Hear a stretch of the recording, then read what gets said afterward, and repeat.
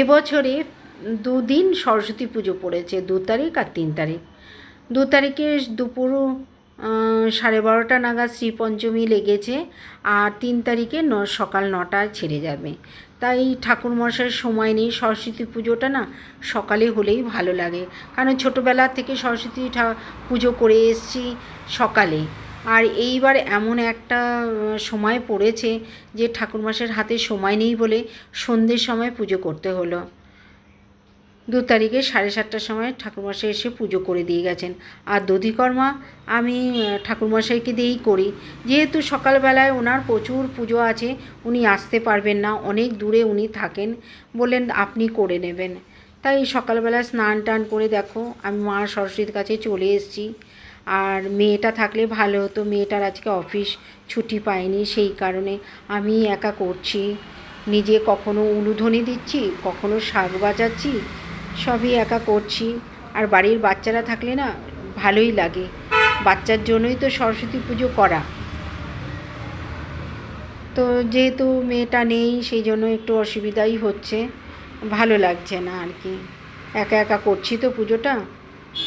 তাই তোমাদের দাদাভাই রয়েছে, বললো তুমি পুজো করো, তারপরে আমি অফিসে বেরোবো। তাই আমি তাড়াতাড়ি করে পুজোটা করলাম, করে দেখো। আর দধিকর্মায় একটু দই, খই, বাতাসা সমস্ত মাকে দিয়েছি, আগের দিনই সমস্ত আমি রেখে দিয়েছি, সেইগুলো দিয়ে আমি করছি। তো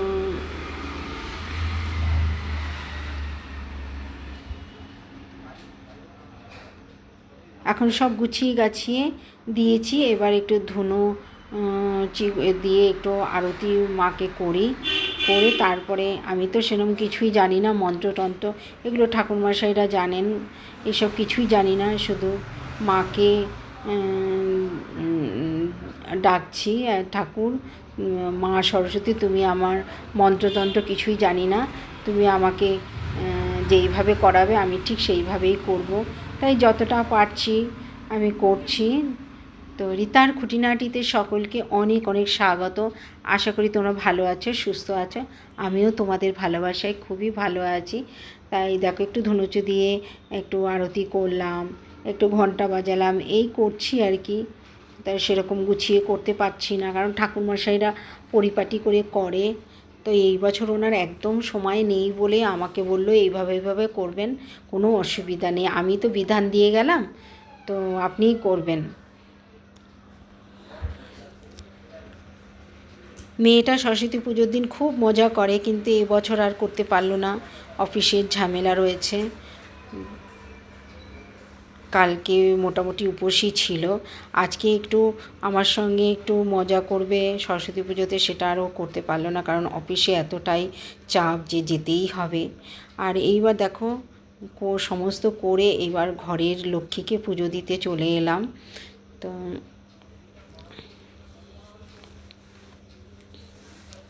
কারণ শ্রীপঞ্চমী ছেড়ে গেছে, এবার একটু ঘরটা নাড়িয়ে দিতে হবে, নালে মা সরস্বতীকে তুলতে পারবো না, সেই কারণে আগে মা সরস্বতী পুজোটা করে নিলাম। এখন একবারে স্নান টান করেছি বলে ঘরের ঠাকুরটাকেও আমি দিয়ে দিলাম। তারপরে কালকে জানো তো প্রচুর লোক এসেছিল, ভোগ করেছিলাম, তো প্রচুর লোক এসেছিল, আজকেও লোক আসবে, সেই কারণে আরও তাড়াতাড়ি পুজোটা সেরে নিলাম, কারণ লোকজন সব চলে আসলে আর পুজোটা ঠিক করে গুছিয়ে দিতে পারবো না, সেই কারণে আগেই স্নান টান করে পুজোটা আমি দিয়ে নিলাম। মাথা থেকে একটা চিন্তা গেল, এবার যতই লোকজন আসুক আমার কোনো অসুবিধা নেই, কারণ ঘরের পুজোটাও দেওয়া হয়ে গেল। এবার তোমাদের দাদাভাইকে একটুখানি প্রসাদ মেখে দিয়ে বসে আছে প্রসাদটা নেওয়ার জন্য, প্রসাদ মেখে দিয়ে তোমাদের দাদাভাই খেয়ে বেরিয়ে যাবে, তারপরে লোকজন আসবে, কারণ অনেক সবার বা যাদের যাদের নিমন্ত্রণ করেছে সবার বাড়িতেই সরস্বতী পুজো, কেউ আর কালকে আসতে পারেনি, তাই বলেছে আজকে আসবে। সেই সমস্ত খিচুড়ি করা হয়েছে, সকালে আমি করে রেখেছি, কালকেও করেছিলাম আবার আজকেও করেছি। অনেকেই আছে খিচুড়ি খেতে ভীষণই ভালোবাসে, তো আজকে সকালবেলা ওরা আসবে, 11টার মধ্যে চলে আসবে বলেছে আমাকে। তাই পুজোটা সেরে নিলে আমার কোনো অসুবিধা নেই। সকালবেলা ঘুম থেকে উঠেই খিচুড়ি করে রেখে দিয়েছি আমি। আসলে একটু পাঁপড় ভেজে আর একটু বেগুনি ভেজে দিয়ে দেবো। তো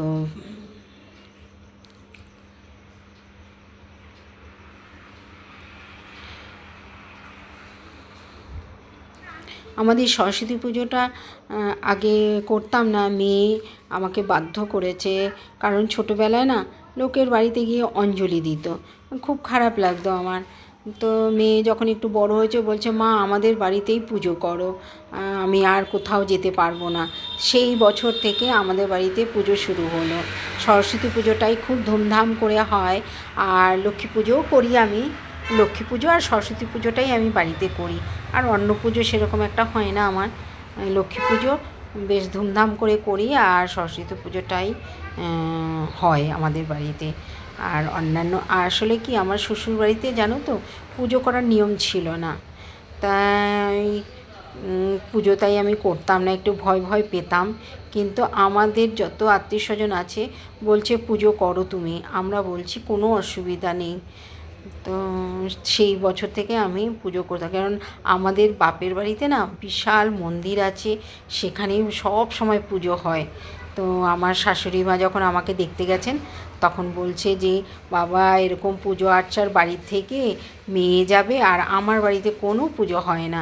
কিন্তু আমার শাশুড়ি মা বলেছিলেন যে তুমি পুজো করো, তুমি এত তোমাদের বাড়িতে এত পুজো হয়, সেই বাড়ি থেকে মেয়ে এসছে আর এই বাড়িতে একদম পুজো হয় না, সেটা তোমার খারাপ লাগবে, তুমি কিন্তু পুজো করো।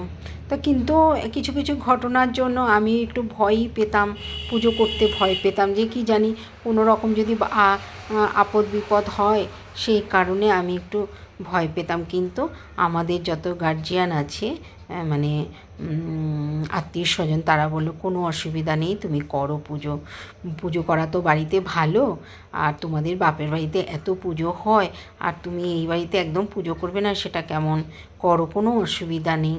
তাই দেখো আমি পুজো সেই বছর থেকে পুজো স্টার্ট করলাম, এবং তোমাদের দাদাভাইকে একটু প্রসাদ দিলাম, দিয়েই তোমাদের দাদাভাই অফিসের খাবার রেডি করে দিয়েছি।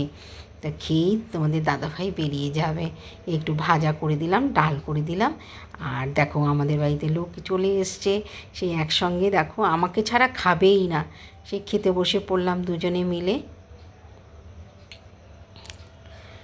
গল্প করছি আর খাচ্ছি। আরও সবার খাওয়া হয়ে গেছে, সবাই বসে অন্য জায়গায় গল্প করছে, আর আমি আর আমার এক দিদি বসে খাচ্ছি। তাই যাই হোক, তোমাদের ব্লগটা যদি ভালো লেগে থাকে লাইক কমেন্ট শেয়ার করে দিও। আমার দিদি বলছে খিচুড়িটা দারুণ হয়েছে, খুব ভালো হয়েছে। আমি সব সবজি দিয়ে খিচুড়িটা করেছিলাম, বেশ ভালোই হয়েছে।